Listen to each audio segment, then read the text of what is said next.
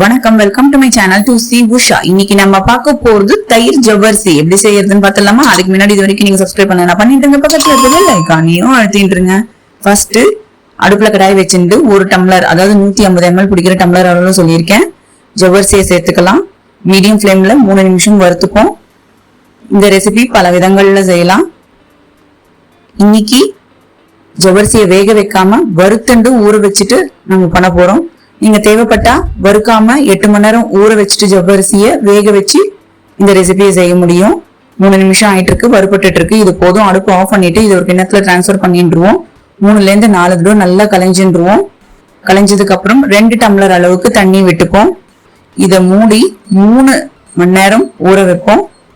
3 மணி நேரம் ஆயிட்டு இருக்கு, நல்லா ஊறி வந்திருக்கு.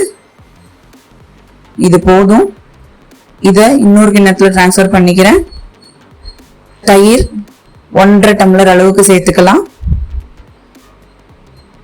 உப்பு 3/4 ஸ்பூன் அளவுக்கு சேர்த்துப்போம். பால் 1/2 டம்ளர் அளவுக்கு சேர்த்துப்போம். எல்லாத்தையும் கலந்து விட்டுப்போம். இதுக்கு தாளிச்சுன்றலாம். 1 டேபிள் ஸ்பூன் அளவுக்கு எண்ணெயை விட்டுக்கலாம். 1/2 ஸ்பூன் உளுத்தம்பருப்பு, 1/2 ஸ்பூன் கடுகு, 1/4 ஸ்பூன் பெருங்காய பொடியை சேர்த்துப்போம். 2 பச்சை மிளகாய் பொடிசா நறுக்கிட்டு சேர்த்துன்றலாம். 2 காஞ்ச மிளகாய் சேர்த்துப்போம். கொஞ்சோண்டு கருவேப்பிலையும் சேர்த்துடலாம்.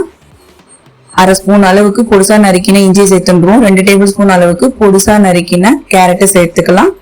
அடுப்பு ஆஃப் பண்ணிடலாம். தாளிச்சத ஜவ்வரிசியில சேர்த்துடலாம். கொத்தமல்லி தழைகளை சேர்த்துடுவோம். எல்லாத்தையும் கலந்து விட்டுடலாம். ரொம்ப சிம்பிளா செஞ்சாச்சு. ஜவ்வரிசிய வறுத்ததுனால நம்ம வேக வைக்கணும்னு அவசியம் இல்லை. டைம் ஆகாது. இந்த லெவல் திக்னஸ் வந்துடும். நீங்களும் செஞ்சு பாருங்க. உங்களுக்கு எப்படி வந்திருக்குன்னு எனக்கு கமெண்ட்ஸ்ல சொல்லுங்க. இந்த channel to C Usha like பண்ணுங்க, ஷேர் பண்ணுங்க, சப்ஸ்கிரைப் பண்ணுங்க. தேங்க்யூ.